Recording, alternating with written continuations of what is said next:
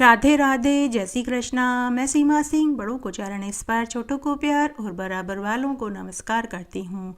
आज हम कार्तिक नहाने की कहानी सुनेंगे। आज मैं आपके लिए कार्तिक स्नान की कहानी लेकर आई हूँ। आशा करती हूँ यह आपको ज़रूर पसंद आएगी।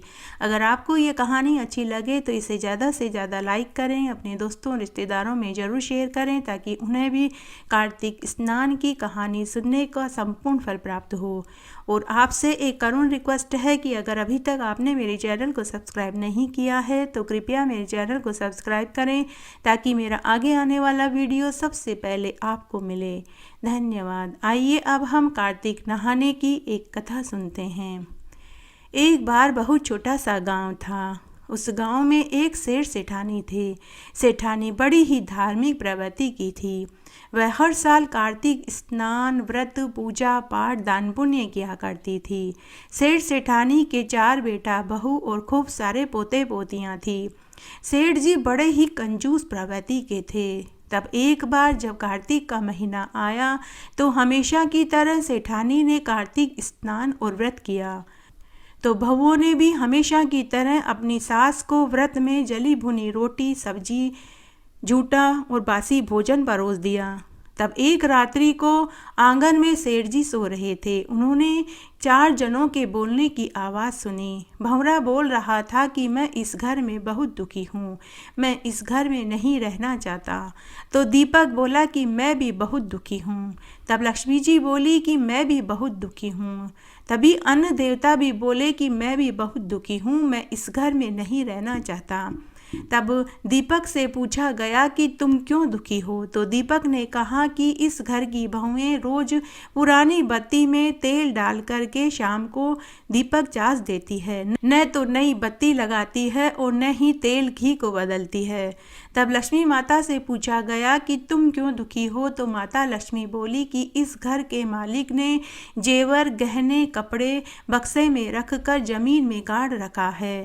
बहू बेटियों और खुद की पत्नी को वार त्योहार और व्रत उपवास में पहनने को ही नहीं देता है। ऐसे घर में रहकर मैं क्या करूँगी। तब अन्न देवता से पूछा गया कि तुम क्यों दुखी हो। तो अन्न देवता ने कहा इस घर में कार्तिक स्नान और व्रत करने वालों को ठंडा, बासी, झूठा भोजन परोसा जाता है। मेरी तो इस घर में कोई कद्र ही नहीं करता, मैं तो ठोकरों में आता हूँ, इसलिए मैं इस घर में नहीं रहना चाहता। तब भंवरा, दीपक और लक्ष्मी जी भी बोले कि हम भी इस घर में नहीं रहना चाहते। उन चारों भाई बहनों की बात घर का मालिक सुन रहा था। तब सेठ जी बिस्तर पर पड़े पड़े सोचने लगे कि ये चारों ही मेरे घर को छोड़कर चले जाएंगे तो मेरे घर में बचेगा ही क्या। तब सेठ जी सुबह जल्दी उठे और पूरे घर आंगन में झाड़ू लगाई, कचरे में से अन्न को अलग किया और अपनी पत्नी, चारों बेटा बहुओं को बुलाया और उन्हें नए नए कपड़े, गहने, जेवर आदि पहनने को दिए और कहा कि बहुओं, जो भी सदस्य व्रत करे उन्हें तुम गरम, शुद्ध, स्वादिष्ट भोजन परोसा करो। साथ में भोजन में मीठा हलवा, भात और खीर भी परोसा करो। उन्हें व्रत में कभी भी जली भुनी, झूठी, बासी रोटी मत परोसना और रोज़ सुबह घर आंगन में झाड़ू बुहारी लगाया करो। अन्न को ठोकर में मत आने देना। शाम को रोज दीपक में नई बत्ती लगाना और नया तेल घी बदल कर के दीपक चासना। उस दिन से सब ने यही नियम अपनाया। सभी बहुओं ने और जेठानी ने उस दिन नए नए कपड़े और गहने पहने। व्रत में सेठानी को बहुओं ने गरम स्वादिष्ट भोजन परोसा। भोजन में साथ में मीठा भात परोसा।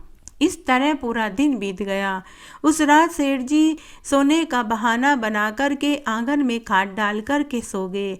अर्धरात्रि में चारों भाई बहन बोले कि अगर इस घर के मालिक व सदस्यों ने ऐसा ही किया जैसा आज किया तो हम इस घर को कभी छोड़ कर के नहीं जाएंगे। हे कार्तिक के राई दामोदर जी, जैसे आपने सेठ जी की संपत्ति और लाज बचाई वैसे हमारी भी बचाना। कहानी कहने वाले की, सुनने वाले की और हुकारा भरने वाले की। घटती हो तो पूरी हो तो परवान चढ़े, भूले बिसरे नाम तेरे भंडार में भरे। इस तरह आज मैंने आपको कार्तिक मास में सुनी जाने वाली कार्तिक स्नान की कहानी सुनाई। आशा करती हूँ यह आपको ज़रूर पसंद आएगी। मेरे साथ बने रहने के लिए आपका धन्यवाद। आगे की कथा कहानी के लिए भी आप इसी तरह मेरे साथ बने रहें। धन्यवाद।